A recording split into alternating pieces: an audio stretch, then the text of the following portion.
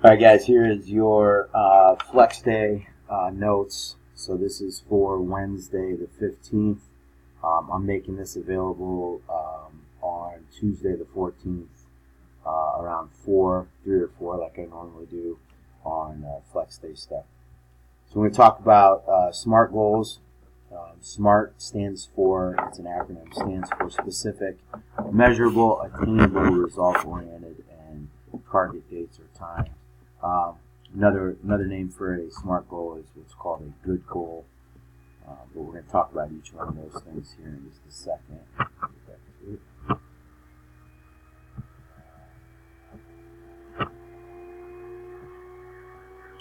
Alright, so specific, and I'm going to give you an example. We're going to look at a good and a bad one. But the first S, or the S, is specific. It should be stated in specific terms rather than in vague terms.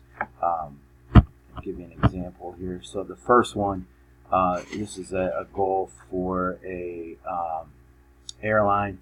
The first one is a bad goal, so this is not an example. This is the opposite. As many planes as possible should arrive on time. That's not specific. That's very vague.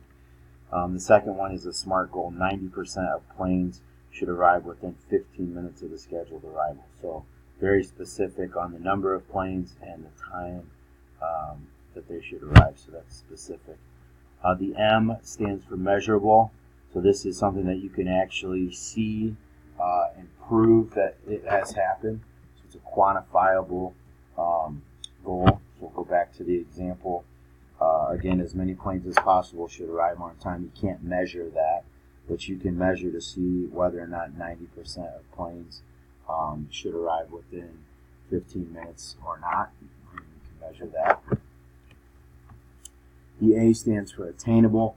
This should be something that's within reach, but not too easy, but again, not something that is impossible to hit. Okay. I like these two things down here. If it's too easy, then it won't get people to put in much effort.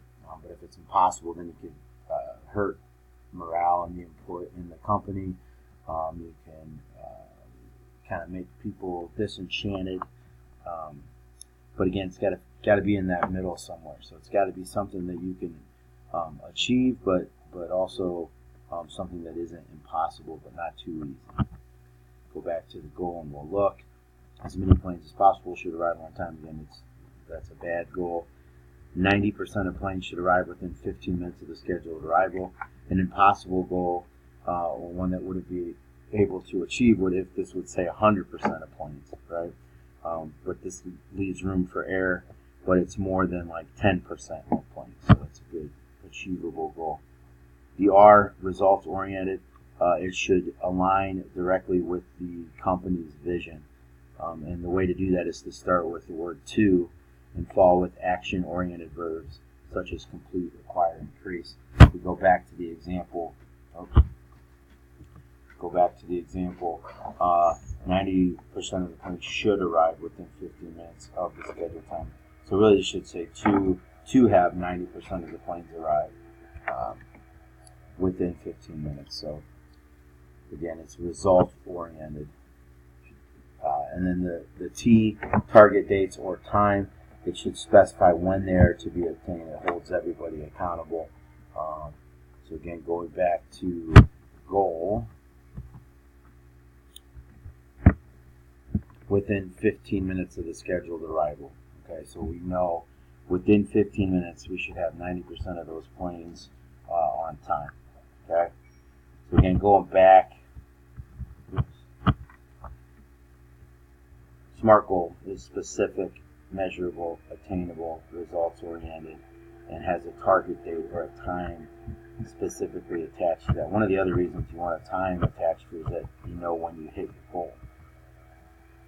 All right, on Canvas, you are going to do a SMART goal for yourself as it relates to either this school year or athletically or extracurricular-wise. You'll see the directions on Canvas.